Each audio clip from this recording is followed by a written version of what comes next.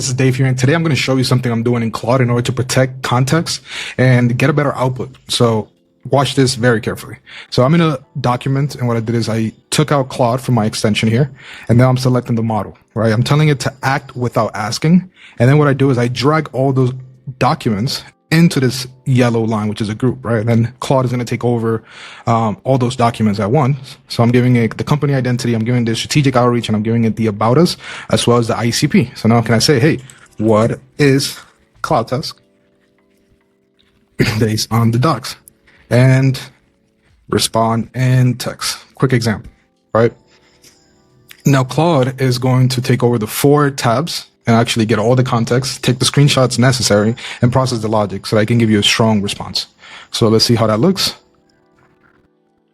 And while you do that, you can also go through the tabs and work with them in the meantime, right? So now Claude is processing the information on each document and giving you a strong response. See how that goes.